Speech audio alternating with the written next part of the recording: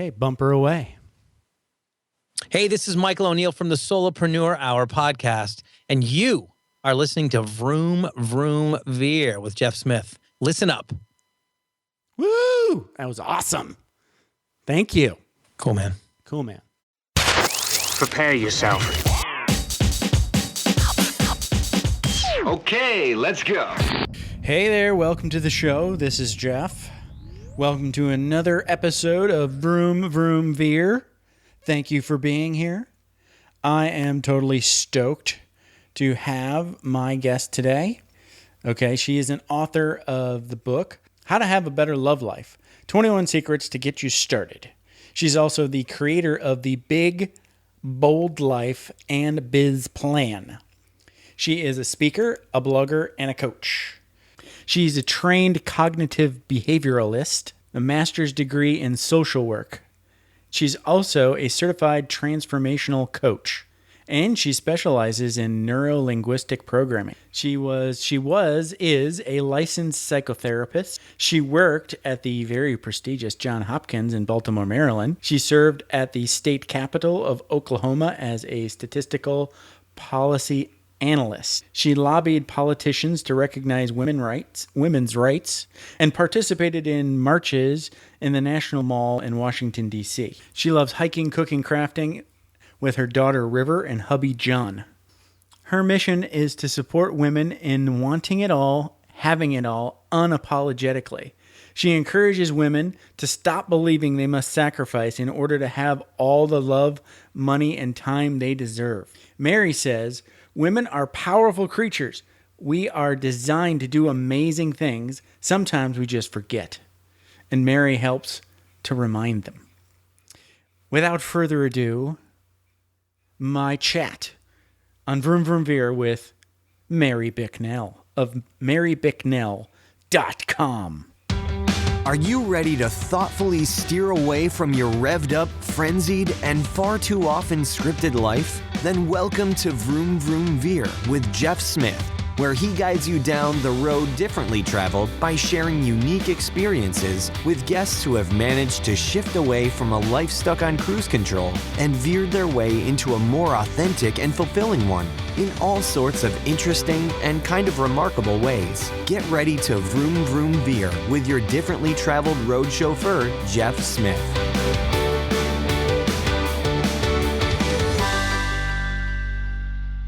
Hi, Mary Bicknell. Welcome to the show. Hey, Jeff. How are you? I'm doing great. Thank you for being my on my new show, Vroom Vroom Veer. Why don't you and I had a little pre-show chat, and you were just about as excited as I was about the new show. So I love it. Yeah. Yes. Tell me your thoughts on the idea of Vroom Vroom and Veer. You know, it's like it's such a perfect metaphor for how we go through life, isn't it? We're just like fucking right on. We're just totally on. That's vroom vroom, right? Yeah. And then something catches us. Something happens, like a real life moment. And hopefully we stop. We can take our foot off the gas a little bit, and then we veer off and figure out why we needed to do that. And I love that. I'm saving that. That's going in the bank. Okay, there you go. Because you just nailed my brand. All right. Great. Okay, so let's start off in overview mode and talk about your vroom vroom / veer, and give us just some themes of some of those universals of your struggles throughout your life. So it's really visibility, and of course the opposite of that, hiding out, squelching my bigness, my boldness, which is my brand, being big and bold, right? And just not being all that I really could be. I guess really, like not singing my real song, not being the person that I'm here to be, whoever that is, and however that changes through my life. That's amazing. Yeah. Hiding out. Yeah. Hiding out. And when you say that, it makes me think of, are you a fan of Deepak Chopra? Of course. Yeah. Yeah. There are moments in time that I'm like, in it with him, and then there's times that it passes, and then I come back. So I'm kind of over him at the moment too, but I went through a big Deepak phase that lasted many years. He's still an amazing guy. He talked about how, you know, your bigness, your boldness, right, is like desire. So what he said was being bored is basically, what did he say? He said it's the irritation that you feel because you're not doing your big, bold thing. Yes. And you're irritated, and that whole to stop the flow of your big boldness, your desire, your heart's mission, you need a counterforce in your life. And he called that counterforce fear. And that kind of goes with your hiding theme, right? Because and then that will sort of like take lots of different forms. So talk a little bit about what you did to hide. You know, I did a lot of things hiding, but one of the biggest things I did for years was hiding actually behind a couple things: liquor and men. That's my story right there. Liquor and men. Woo! Liquor and men. And, I could morph behind them, and I could drink my way into another persona, and maybe the real persona. You know, I definitely feel like that is valid, that when I would be drinking, I could just be big and bold, and it was like, fuck it, no, who cares, you know? Right. Your inhibition has been but come on out. And so there's Mary, or my alter ego, really, Elise, which is my middle name. And so I would hide behind that, and I had that guy. I've been loud drunk guy. Yeah. I've played that. I'm fun drunk girl. I wasn't only allowed, but I know what you're saying. Yeah. Right. So talk a little bit about your struggle with liquor. Yeah. So it was, there's plenty of times in my life that I didn't drink. Right. And after I divorced my ex-husband, I had been with him, again, hiding. I was young and he was way older. And, so I wasn't drinking at the time. And now that I'm saying this out loud, I'm like, oh shit, that's because I was totally like becoming someone else for him. Just like when I drank, I became someone else. And so after I left him, I just started partying. I felt like I had all this time I needed to catch up on. And it was really like a happy drunk at that point. Yeah, I was mostly happy drunk, but it was more that I felt like I had been missing out of things. And so I wanted to experience, going out, and gave me some kind of false sense of confidence, if you will. And it was really because, frankly, I was terrified to just stand on my own, you know? Okay. Who would I be if I was Mary Smithson at the time? Who would I be? I'd never really figured myself out, never had really known myself as a single person at all.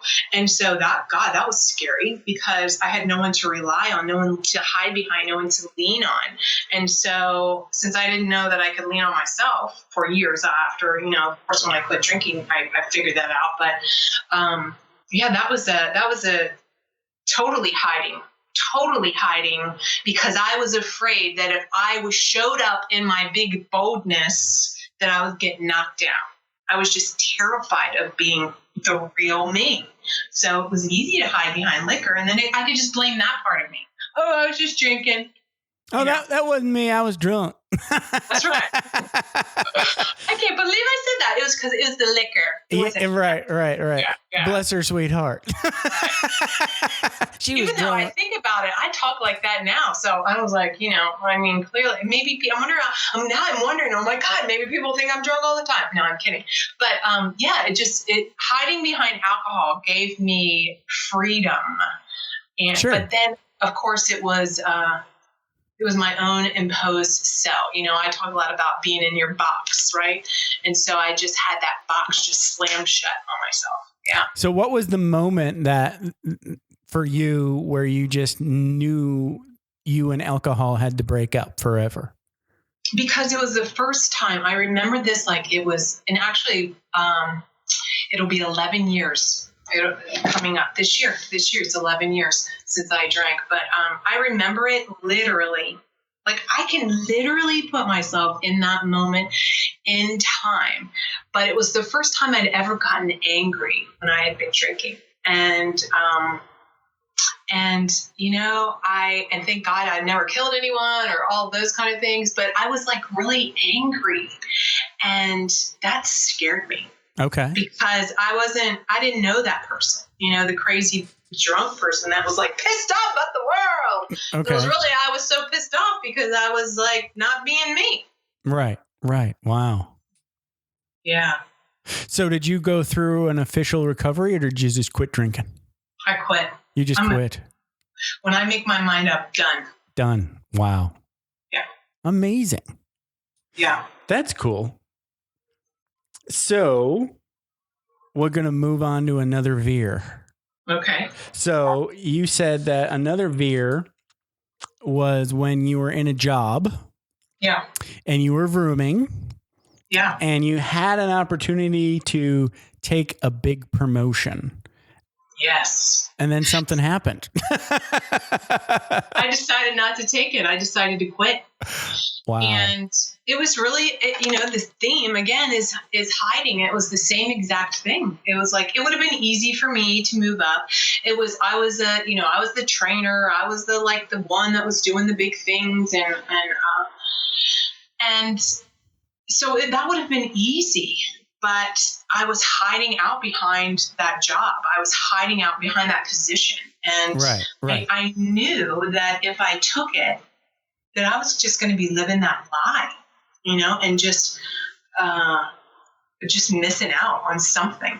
That's something. So that was so distinctive to make that call and just be like, no, I don't want the promotion. In fact, I quit. Wow. I'm done. That was big, and that was scary. Yeah, I mean, to get into that, because you kind of quit without a net, right? Yes, totally. You were like, I'm going to veer now, and I don't know where this exit goes. Yeah, exactly. Right. Well, it's kind of the thing, you're done and you're done. But it was, I had been. It was time.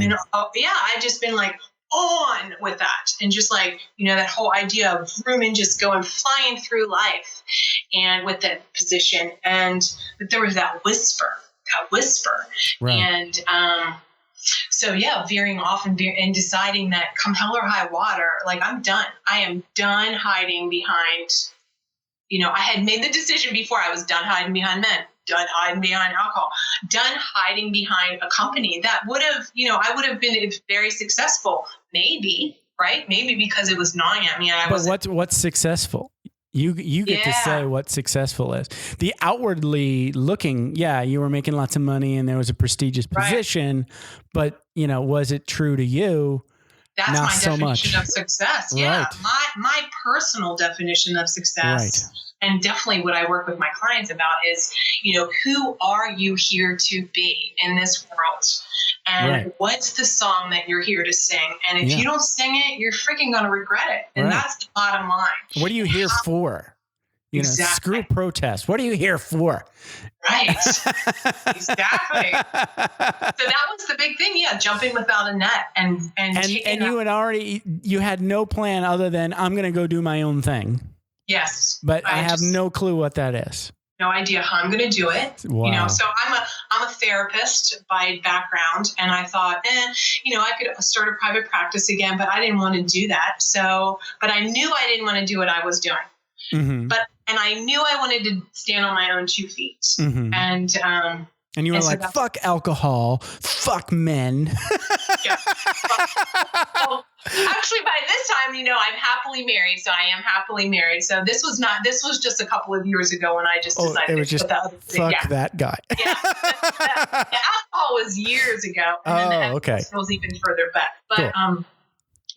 So it was so scary, and it and I'm in my office right now. I remember standing, looking out my door in my office, it's my guest house, and being on the phone and just saying no, and not knowing where I was going to go, how I was going to do it. And then that started the whole process of discovering this big world of being online and becoming a certified coach and working with women, et cetera. And I did not even know this whole thing existed. That's how Vroom and I was. That's how focused I was on my life and the position that I was in. I had no concept of what was to come or what was available. None. Zero. Well, now, even now that your head is in this bucket, right? And you talk to folks like me and other people in the online space. Yes. But still, you talk to your typical person on the street and you say, hey, do you listen to podcasts? They're going to look at you and go, I don't have an iPhone. Or something like that. Or I don't know what that is. They might say that. Or no, I don't know what that is. So what's a podcast? Yes. Right. What's a podcast? You still get that. And even as pervasive as the online business world is, it's still, there's a lot of people that have absolutely no clue. No idea. No idea. Especially folks our age and older. God, isn't that scary? I mean, I think about that. I don't want to be one of these people that are just right. I don't even know what a computer is. What are those things you type? Where's the typewriter? I don't want to ever be like that. But then I look at these, 20-year-olds and I'm like, I don't even know what the hell they're talking about a little bit. I've become one of those people that I'm like, oh my God, I don't even, what are they talking? What is the newest, greatest thing? I don't know. I have no idea. And God knows what's going to happen when my daughter, who's 8, when she's my age, who knows what it's going to be like. Well, I'm going to take a short detour here because I had an amazing experience going to massage school about a couple of years ago. And, most of those folks were in their 20s or, just out of high school. And they're awesome. The big thing to me, though, was they skip right over computers. A lot of them have internet in their house, but they don't have a laptop or a PC. They're on their phone. Their phone is their primary internet device. Yes. To me, that's just wacky, but I grew up with computers, so that was weird to me. And then I also the demographic goes like this now. 23 and 24-year-olds, dads are as old as me now. Their mom and dad. Yeah. So that's fun in its own new way, because if their mom and dad like Def Leppard and Twisted Sister, well, we got something to talk about. I know, right?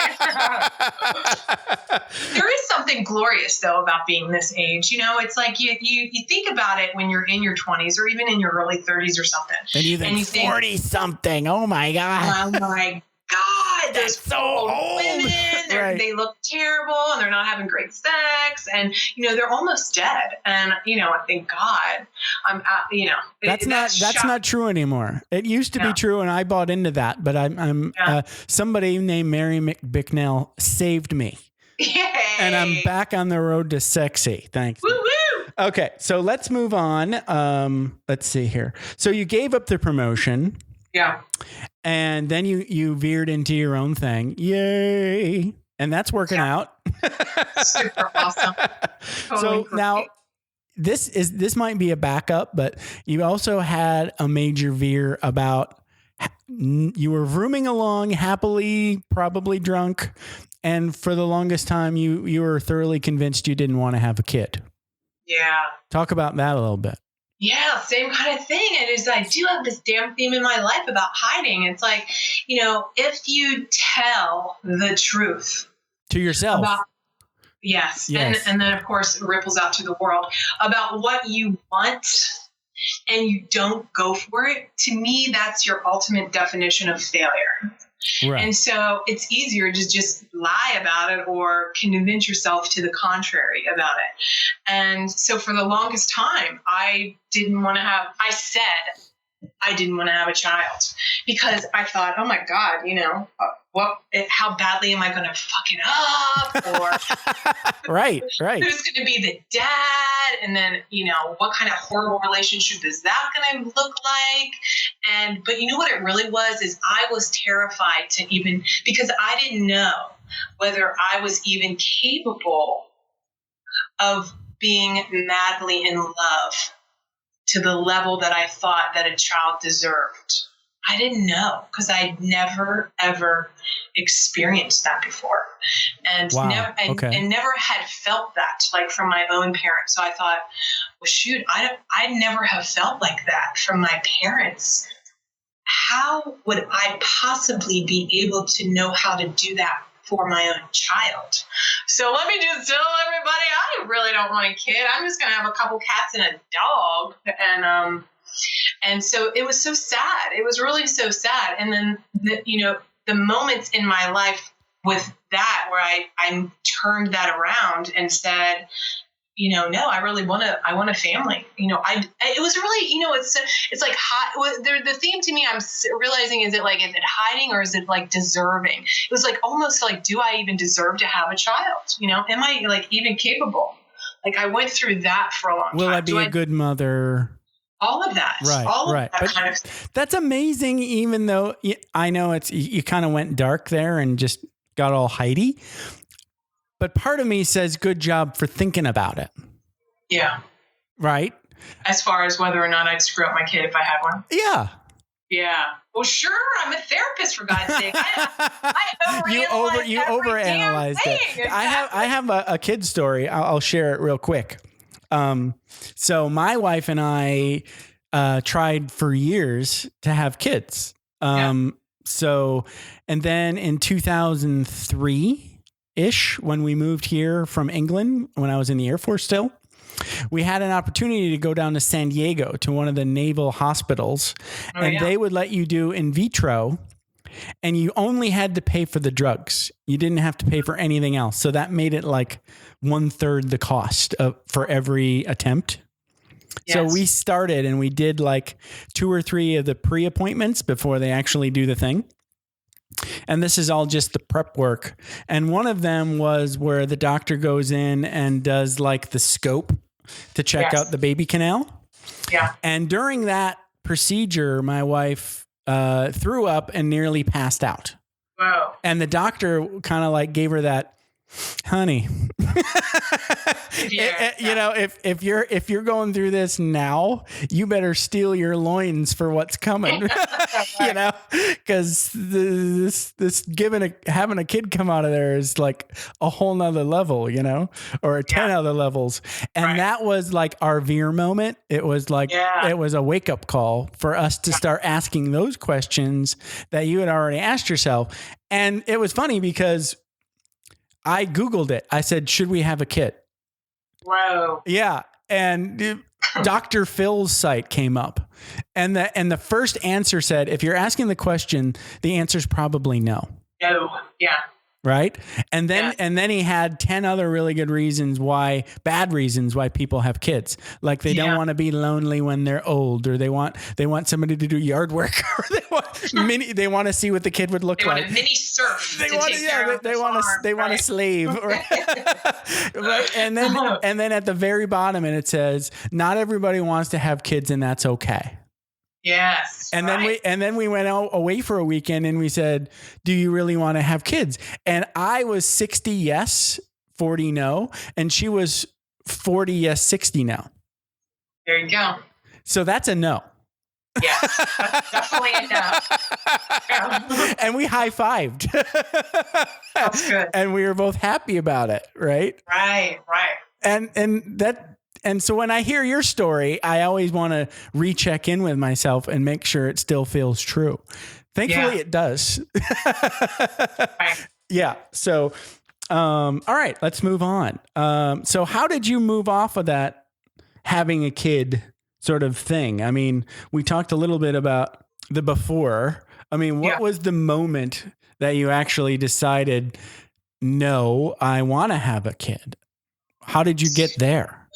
Yeah, so I was, when I met my husband, John, he and, it was part of the package. It was like, all right, that I've been single for a while. I'd been with the asshole guys. And I was like, the next person in my life was going to be the guy that I was going to have a kid with. Okay. So you had decided to have a kid. I had decided in my head I was going to allow that to happen. Okay. I was going to allow that to happen. And so that was part of the deal of us getting married, but, I was in my late 30s. And so I'll never forget, though, when we had a really serious hiccup where we almost, we almost ended it. We were sitting in the car and we were driving, and his ex-wife had turned over custody of his daughter, which was really great at the time in a way. And he's like, God, with all this going on, I don't know. Should we talk about having a kid? And I thought, in that moment, no one is ever going to tell me again how to live my life. Like, I had hidden behind everybody else's decisions about where Mary was going to go for her life. And I said, okay, we're done. Divorce. He was like, what? It became a big thing. But in that moment, it was like I was 120% determined, come hell or high water, I was going to have a child if I had to have it alone or not. And of course, I didn't know at the time I was pregnant, but it was like such a lightning bolt effect that it was just like there was a line in the sand that no one was going to tell me how to live a life again. And that was pretty powerful.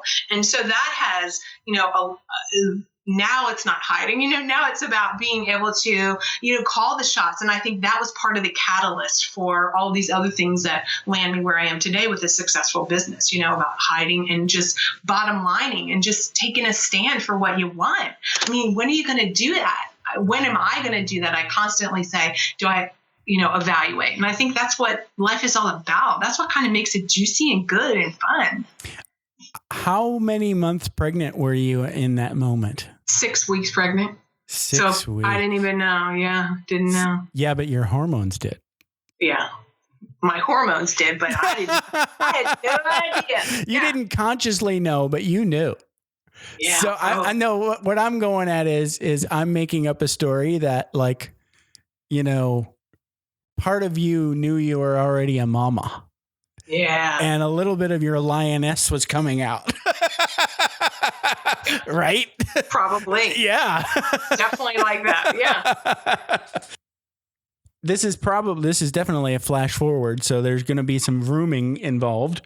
So there was a moment we talked about earlier when you decided how you wanted to be a mom. Yeah. So let's talk about the room before it that led up to that moment, and then talk about the moment and then after. So, there had been some, some kind of stresses. We all have stresses in life, but, my husband is now a retired lieutenant colonel in the Marine Corps. And when he first was deployed to Afghanistan, it was really hard. And our daughter River was 2.5 to 3.5. And that's a really, really hard time. And how long did he go for? He was there for a year. A year all at once? Wow. Yes. And he didn't get to come home at all? He came home, but so what? It's almost came home for 2 weeks in 6 weeks. months. Right. 2 weeks. Yeah. And, that was hard because then you have to say goodbye again. Yeah. It's almost worse. I was almost like, I'm in a flow now. Hello, stranger kind of thing. Yeah. And, so anyhow, it was really a challenge with our daughter just because that's at that age that it's crazy. And then I moved us back to it through a different state, et cetera, and all this stuff happened. So I was just like in process in that rooming of like, okay, I'm living my life, I'm doing my thing here, and I'm a mom, and I'm single, quote, quote.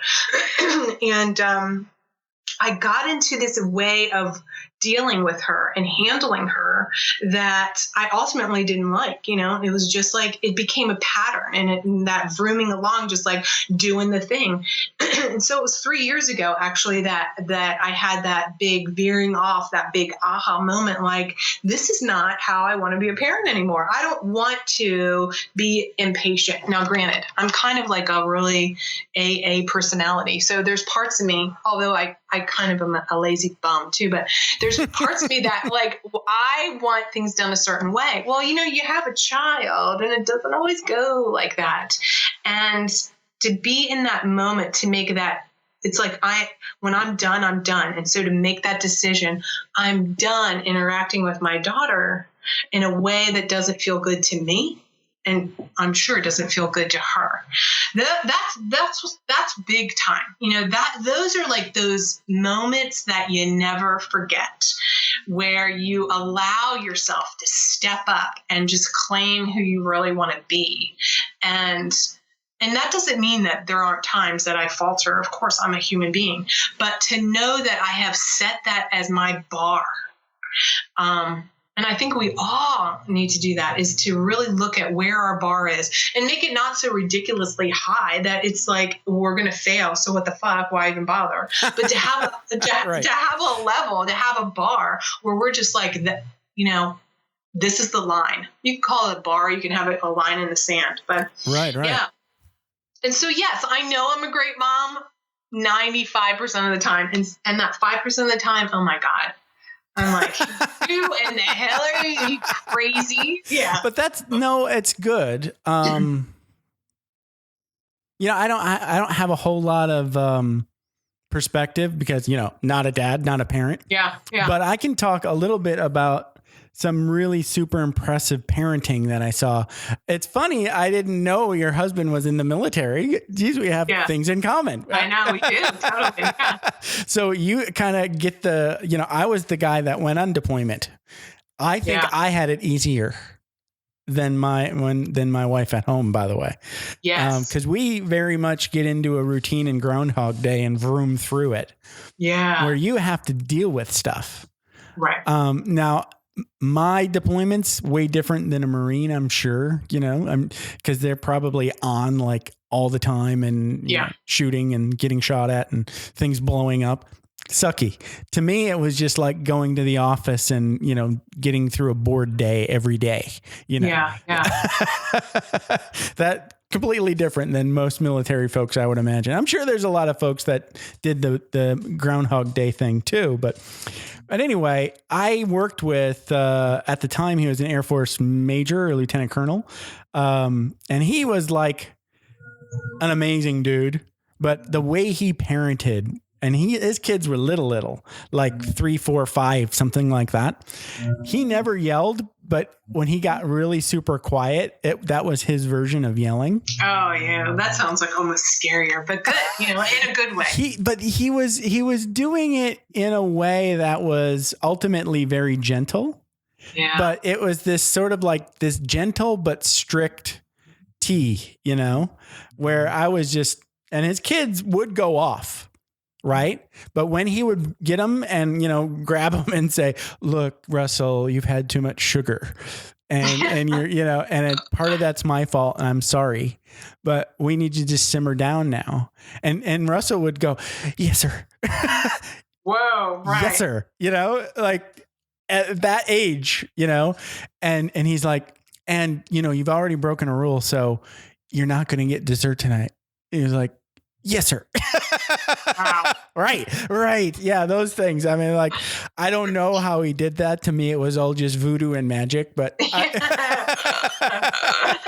and I'm sure he had challenges in the teen years like all parents do. Oh my God, I dread it. Yeah. Yeah. How old is River? She's 8, but she's like this beautiful blend between John and I. She's sneaky. She already snuck something to school, and I don't think that's a good sign. I think, holy shit, if she's doing this at 8, what is she going to be like when she's like 16? Oh my God. Yeah. She's like me though. She made up her mind. She actually snuck these little high heel sandals that I was saving for her. She put them in her backpack, left for school. I didn't know about it. I decided, hey, I'm going to take my kid out of school a little early because that's the cool mom that I am. Right. And just take her shopping and get some ice cream. Every now and again, I just show up like a half hour early. But she was all like freaked out. What are you doing here? What are you doing? I'm like, what? And then I saw her. She had the shoes. And I was like, I told you couldn't wear those. And she's like, but I wanted to. And I was like, oh. You're 8 and you're saying I wanted to, and you fucking did it. Part of me says, God. Yay. Part of me says, too. bad girl. Me too. I mean, right. Like those are those moments as a parent, like, oh my God. You want to celebrate it and you want to temper it at the same time. Yes. Oh my God. So first you have to punish and then later on you secretly give her a high five. That's what I would do. Yeah. Okay. Because when I think of my defiant self, I think I was like, still in elementary school, whatever the first age you're eligible to go to Cub Scouts. Oh yeah. My mom said, "Oh, go to Cub Scouts. It was good for your brother. You'll like it." And I'm like, "No, I don't want to go. It seems way too much like work to me. You have to do things in books. There's projects. Yeah, I just want to run around and have fun." Yeah. This is 5 now or whatever, 5 or 6. And she's like, "Just try it. And if you don't like it, don't go." And I'm like, "Okay." So I went in knowing I wasn't staying.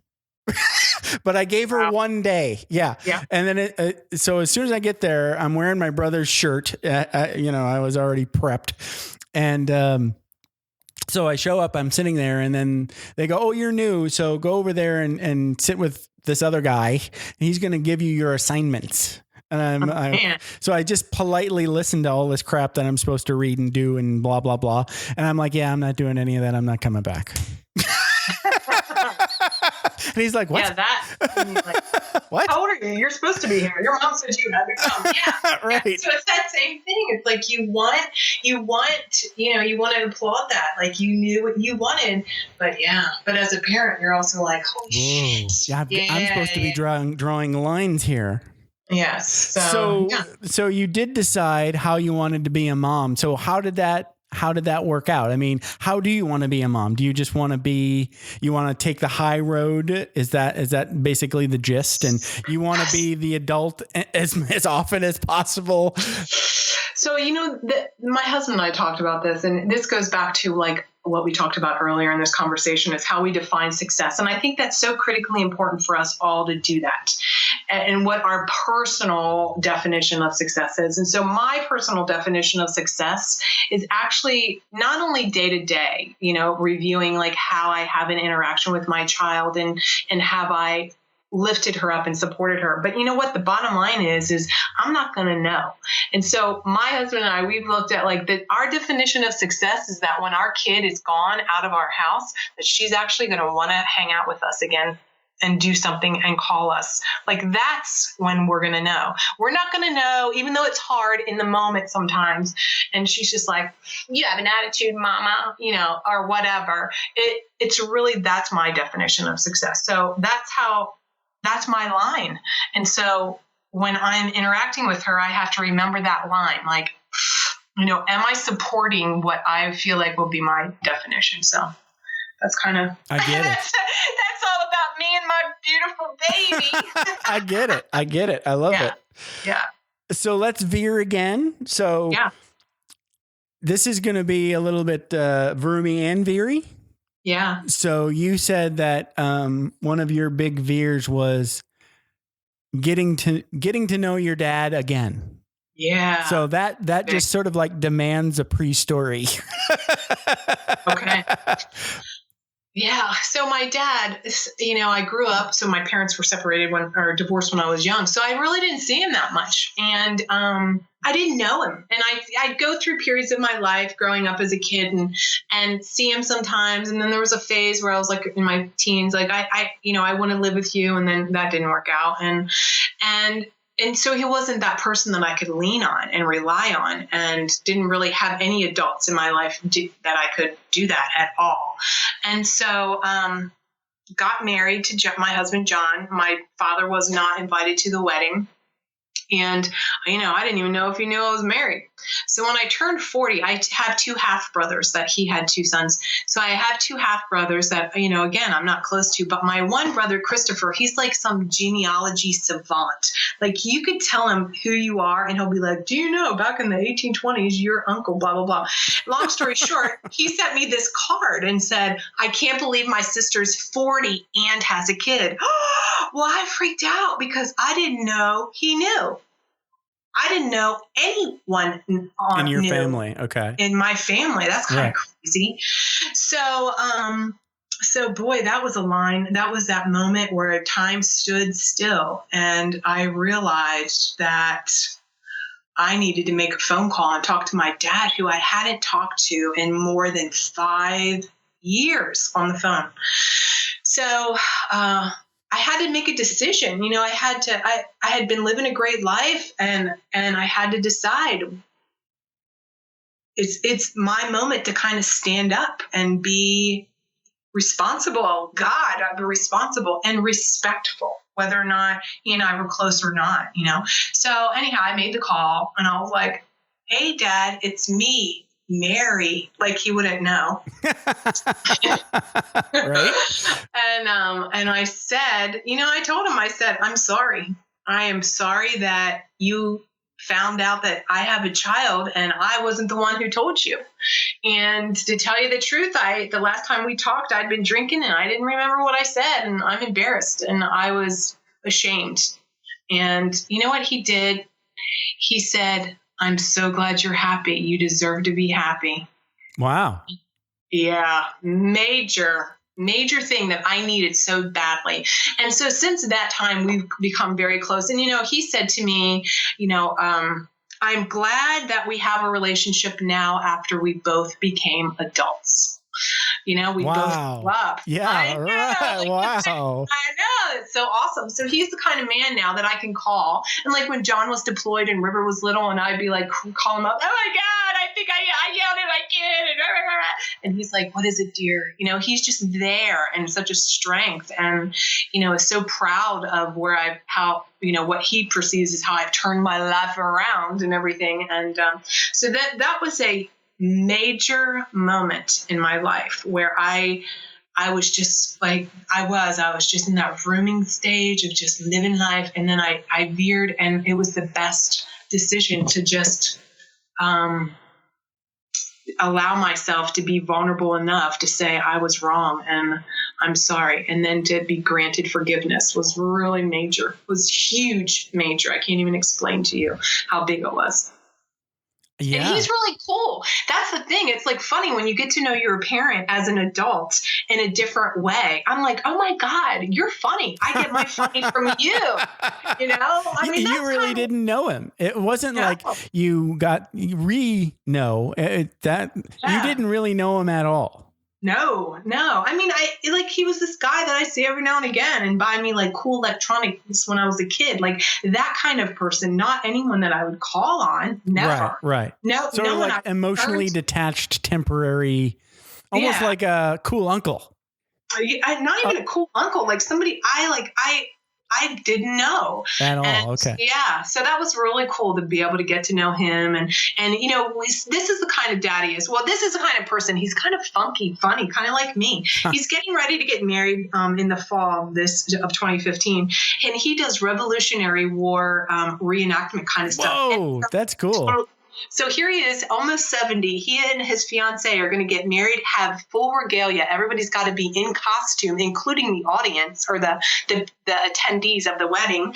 So that's the kind of person that he is. So I'm glad that I'm getting to know that person now, because he's kind of cool. That's kind of crazy to get married like that. And you're in your 70s. You're going to be like, he's making the outfits. He's making River her little 1812s or whatever Revolutionary War like costume because he sews. It's kind of crazy. It's crazy in a cool way. So that reminds me of last year, this time, one of my aunts decided to come out to California and she wanted to stay with me. She got into this TV show. It's really old, from like the 50s or 60s, called Combat with a exclamation point, right? Wow. Right. Yeah. Tiny little TV show. I had never heard of it. But she got all into it and got all the videotapes and then joined forums like people do now. Right. And it was shot here in Los Angeles. So anyway, that was the impetus of her starting to ask other folks in our family to come out to California. Oh, wow. It turned out to be 3 cousins and 2 aunts, 5 women all at once for a weekend in my tiny little house here in California. Oh. Yeah, I know. It was fun though. But we had that experience. Yeah. I left home when I was 18 and joined the Air Force. And then I would go home, a couple times a year, maybe less, maybe more, depending on where I live. Yeah. But I never really got to know those people as grownups. Yeah. So that weekend was a lot of fun. I knew one of the aunts pretty well because she was closer to my family, but the the two cousins and their mom, they were just like, Jeff's funny. Wow. I didn't know. That is good. That's good. Yeah. So now when I go home, that bond from that weekend is still there. Awesome. That's fun. Reconnecting with family is always amazing. Speaking of which, and this one's going to have a little heat. I can already tell. So this is a veer that you can see coming. Yeah. So you said to me, the question you're seeing coming up to yourself and you don't know the answer to is, when will I forgive my mom? Yeah. That's a toughie. It's so hard. It's so hard. And, I guess, it's here. So I'm in my mid 40s or a little tiny bit past mid, but, and so when is that moment going to come where I can be that forgiving? When can I be the daughter that I want my own daughter to be? You know what I mean? In that whole definition of success. So I don't see my mom. I don't have a relationship with her, and she's only seen my daughter a few times in over 8 years. So by my own definition of a successful parent, she's not successful, right? But there comes that point where I know what's coming is I need for myself to move through this process of forgiving her for her just being human and her screwing up and doing whatever she's done. And that doesn't necessarily mean I have to have like this super close relationship, although I long for it. Like, isn't that fascinating? Like, as a grown adult, I still long for that relationship. Connection. Yes. And I'm fortunate that I regained that and have that with my father. So at least I have that. But to have that connection. And so, yes, I see you there. There's coming, that moment where I'll have to, or I want to, or I'm trying to figure out how to truly forgive and release all of the stuff that I have pent up. That, granted, you could be like, well, it made you who you are today, Mary. It made you a better parent because you know how not to parent and all that shit. And that all sounds really good for a moment. Right.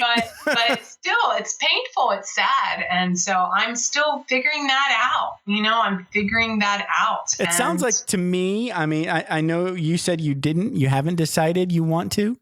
Sounds like you want to, you just haven't figured out how.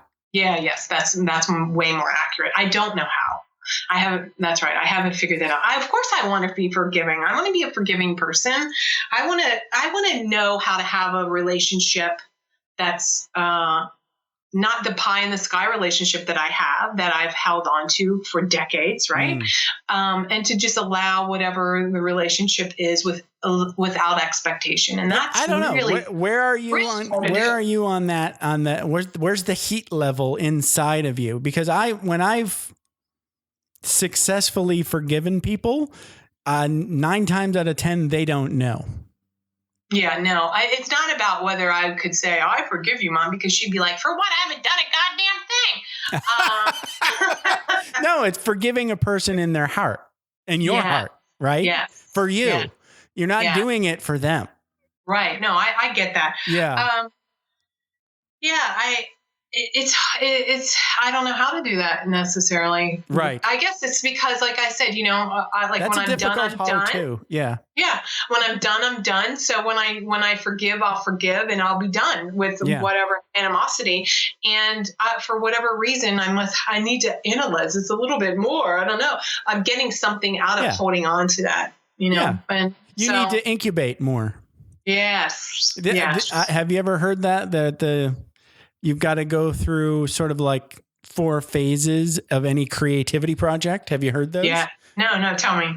And I saw this on Brain Pickings, so I didn't make it up, and I can't remember the author, but I'll do the show note thing. I'll put a link in the show notes. Oh, good. Yeah. There you go. That would be great. So the first one is preparation, and that's where you just use your thinking brain and you just do research.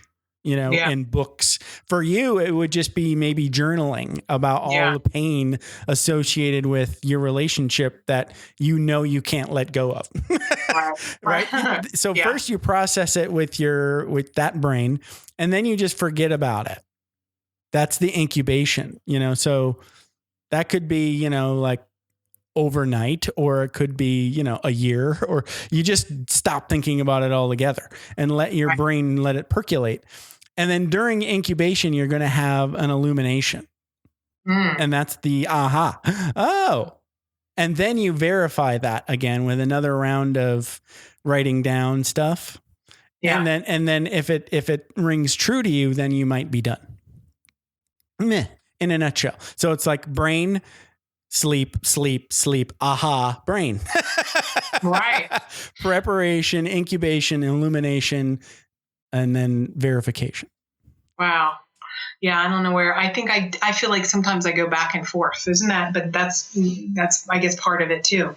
It's kind of well, yeah, and this is going on. It's not this is more like evidence based. It's like happening. Yes. Somebody like observed these things happening, and it's happening at like little scales. So like you're always, whenever you're not doing a thing. Like right now, I'm not like reading a book that I've read this morning, but part of my brain is incubating. It's working on it. Right. Yeah. Right. Totally. Yeah, I get it. Yeah. This has been a blast. Super great. I loved it. We should talk all the time. Let's just talk all the time. You can be in my mastermind. There you go. And we'll listen to Def Leppard. Do you like Def Leppard? Were they part of you? Yeah. Oh, well, of course, all that like heavy metal, like head rocker stuff. I told I love working out to 80s music. I mean, that's when I'm like heavy metal. It's kind of crazy, but I dig it. But then I try not to get all caught up in thinking, oh my God, I listened to this, when it really was coming out. Did I tell you this story? And real quick. So it was like a year ago. We were and I wish I could remember the name of what's that White Rabbit song? There's a White Rabbit song, but we were. Oh, is it's the I know it's the one you're talking about. The Alice. Yeah, and then yeah. Who is that? Okay. Who is it? Yeah, Grace Slick. Grace Slick is the singer. Yes. Jefferson Airplane. So my husband and I were in, it was Halloween, and we were in some store, and there was like some teenage kid behind the counter. And so overhead, the music came on and the chorus came on, and we both look at each other and we're like, and we start just totally jamming out. And this little teeny bopper kid was like, oh my God, do you know that song? And it was a remix. And we're like, we know that song from when it really originally was around. And she's like, I didn't even know it was a remix. And I thought, oh my God, this is the definition of being old. This is like, I'm old now. I'm officially old. This is worse than ma'am, This is worse than ma'am. That's great. That's great. No, I went every once in a while. I go back and look for Def Leppard on YouTube. And I think everybody our age should do this. If you're a fan of way back Def Leppard, yeah, there's a live concert from Sheffield, England, when they were still in their heyday. So Hysteria hadn't come yet, and they're live on stage in England, and they're young and sexy. Amazing hour and a half for me, just listening to all that song, all that music from my childhood live.